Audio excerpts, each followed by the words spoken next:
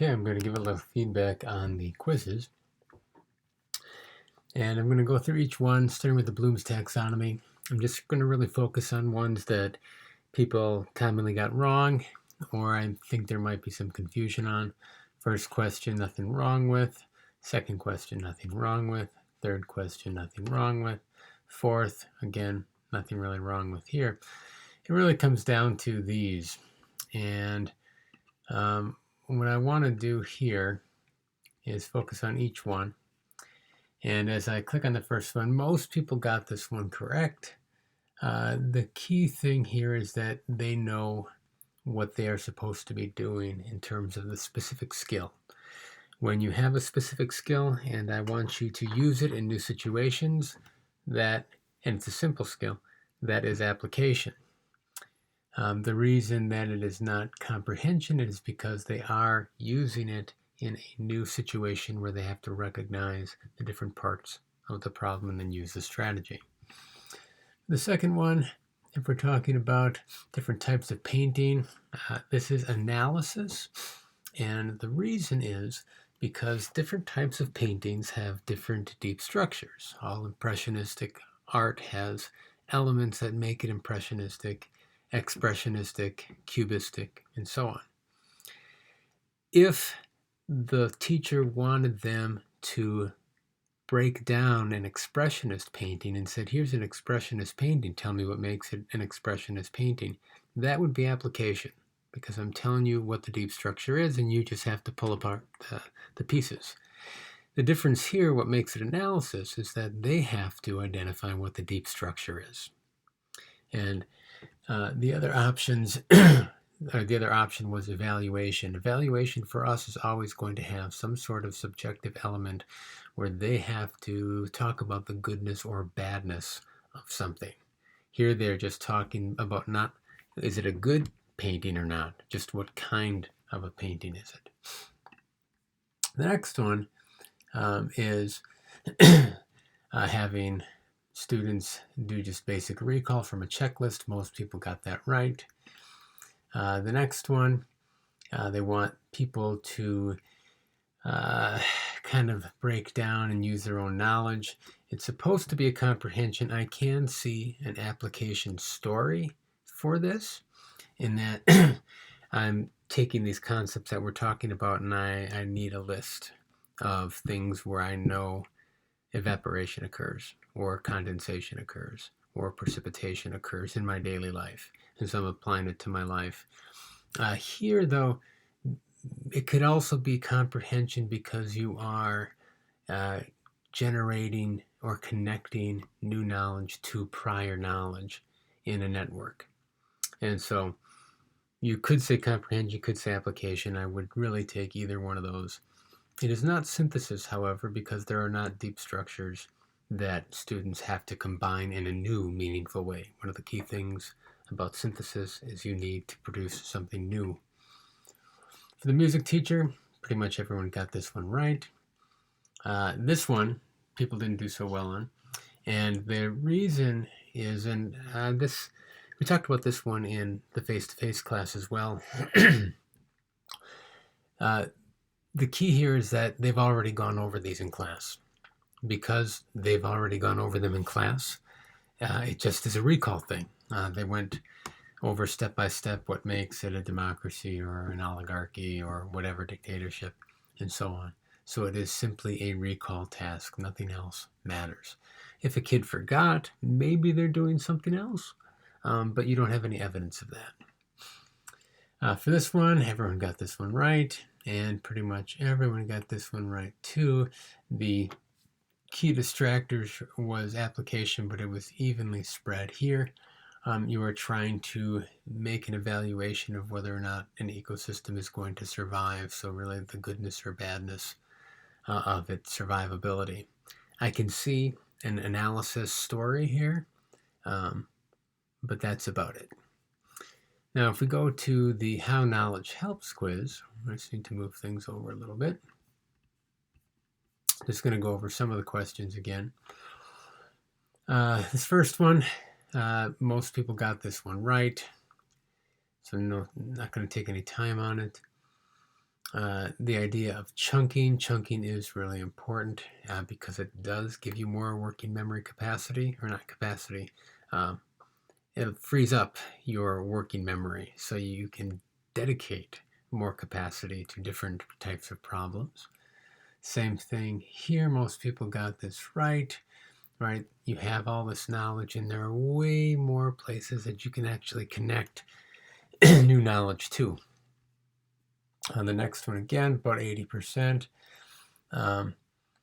We think faster and we think more accurately because we have more connections and because we have more working memory to process.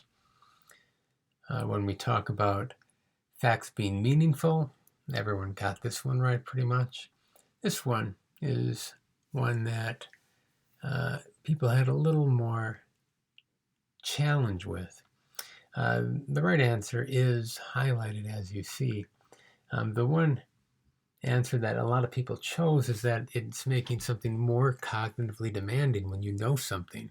And that's not true. When we talk about what's cognitively demanding or not, it's how much effort do you have to devote and how hard do you have to think to make a connection or solve a problem.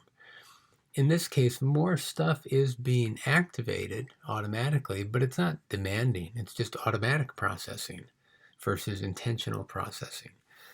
So when you know stuff, you don't have to think about it as much. It becomes automatic. And you can think again about driving a car.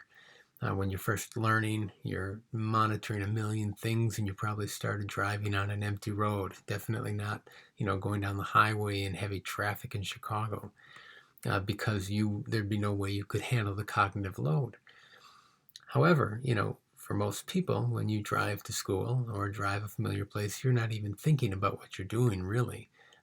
You're having a conversation, maybe eating some food, futzing with the radio, having a conversation with a friend, answering a phone call, and you get to your destination and you don't even remember going, right? Because you didn't have to really think about it. You were on automatic pilot.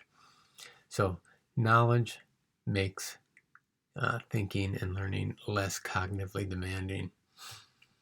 This last one about the chess players, because they've seen the chess game before and they know exactly what they need to do because they've done it before, they don't have to think about it. A simpler version is tic-tac-toe, right? There's only so many games that you can play, and by the end, you know exactly what to do. You don't have to think about it anymore. Checkers is the same way. It gets down to the last couple pieces. If you've played enough, you just know what to do and you don't even have to think. So for chess masters, when they see that, the game is won, the game is over, I just have to do these 10 moves and there's nothing they can do, that's just recall. And that's a good thing because experts have a ton of knowledge that make them have to think less carefully and less hard, basically. Finally, the critical thinking quiz. Pop back up to this. Everyone got this one, or pretty much everyone. 82% here. The key I'm trying to get at here is that you need background knowledge to think critically. And this is Bloom's taxonomy, right? And that all the higher level thinking requires you have mastered the lower levels of Bloom's taxonomy. If you're going to comprehend, you have to be able to recall. If you can't recall, you can't comprehend, you can't apply, you can't analyze. For this one, the key thing is here, right, is that he has specific strategies, but because things are different, he doesn't know enough about the French Revolution to actually use those strategies. I can have some problem-solving ability, right, in mathematics for different types of problems. But if it's in a different language, I just don't have that background knowledge to solve a word problem that's written in French because I don't know those words.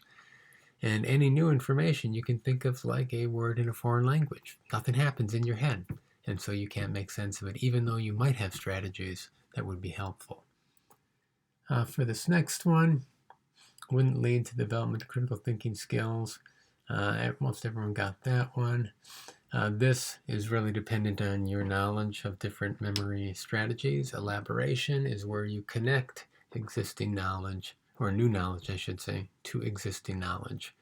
So if I'm talking about a concept of Bloom's taxonomy, like recall, you would come up with examples in your life of where recall is useful, how you study for it, things like that. The next one, 80% of the people got this right on the first try. All these different statements have problems with them, except for this correct answer. And if you go through the text, these are straight out of the text. You just have to do a careful reading. There's not a lot to explain there. The final one is worded difficultly, and I don't like the use of the negative here. Negatives make questions harder. We'll talk about this going forward. But I do use this one to see how well you can think about things and to demonstrate that it's harder. I would never put a question like this on a test unless it was kind of an extra credit type of question. Anyway, Willingham says that young kids can think critically. So in this case, Piaget's timetable for stages of development, he said people can't really do critical thinking until they hit the concrete operational stage, and then only if they have a hands-on thing in front of them. And they don't get to formal operational or abstract reasoning until the teens, and some people, he says, never get there. So Willingham would disagree with that. He would disagree that teachers should think that kids can't think critically. So he would disagree with this statement here. He does state right in there that great critical thinkers often fail to think critically because of carelessness or insufficient background knowledge. But that's it. Same feedback you'd get if we were meeting in class. If you do have any questions about any of these items, not sure why it's right, send me an email and I will get back to you. Have a great week.